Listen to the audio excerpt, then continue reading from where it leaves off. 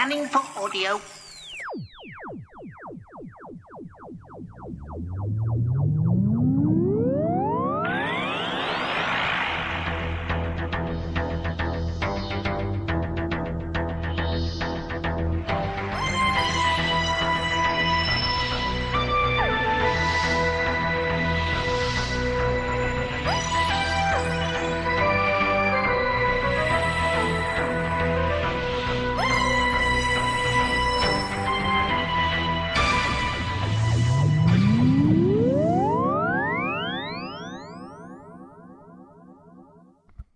Hello and welcome to the Tin Dog Podcast reviewing episode 5 of Web of Fear. There are 2 episodes left and I've seen neither of them.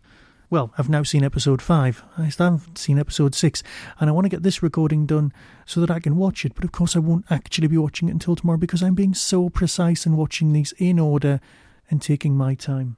This is the beginning of the end game quite clearly. When Travers walks back through the door at the end of the last episode, you're just a bit surprised because, you might have assumed he was dead. But it is, of course, mentioned that if they wanted him dead, they would have already killed him, which is an adequate point. Can I just say that Anne is getting better and better, and she is such a prototype companion? There should be a list of almost companions, people who definitely weren't companions but could have been. People like the girl from Dental and a Bannerman, or that one from...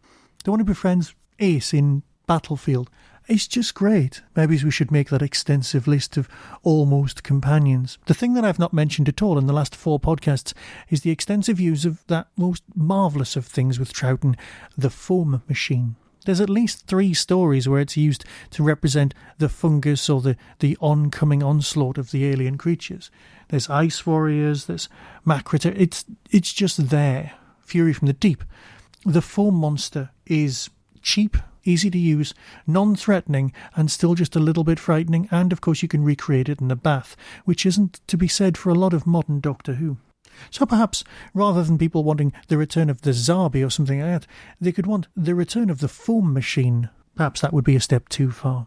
The performance of the possessed great intelligence figure is just great. It's menacing, it's dark, it's 1,000 miles from Richard E. Grant's performance. But perhaps modern television just isn't up to it. But, as always, it's got its moments of charm, this story, as well as having massive foam machines. The bit where Troughton's doctor's trying to get the control sphere out of the Yeti is just lovely. You can so picture almost every other Doctor doing that. And rather nicely, there isn't any Velcro on the Yeti, it's literally a flap. So you're wondering every so often, if a Yeti bends down to attack someone, does it show you its shiny ball? Does its flap become exposed? Am I going just a bit far on this? I suppose I am. Perhaps Velcro is something the Great Intelligence could look into, and it would make things just a little bit nicer. So, the Doctor now has a voice-controlled thing. And did anyone ever think of having one of those spheres to play with? They are cool. Little shiny ball that you could terrify people with just having it roll around. So yeah, this is the setup for the end, and that's fine by me because I've really desperately enjoyed this. I wish episode 3 is in existence, but that's not going to be a bad thing. So I am going to sit back and quietly wait for episode 6 to roll by, and then I will report back fully with a full breakdown. Because Evans and the Brigadier seem to be saying that each other are the traitor. Now we know for a fact that it's not the Brigadier, but Evans just seems so incompetent. Oh, and what about Staff Sergeant coming back from the dead, dressed in his body warmer of web?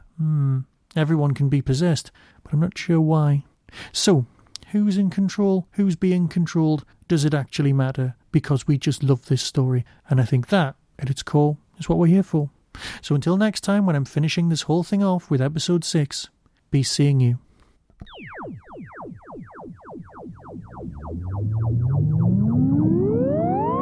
You've been listening to the Tin Dog Podcast. Doctor Who is the property of the BBC, and no infringement is intended. To contact the show or to find out more about Whostrology and my other works, click on the links on the Tin Dog Podcast homepage.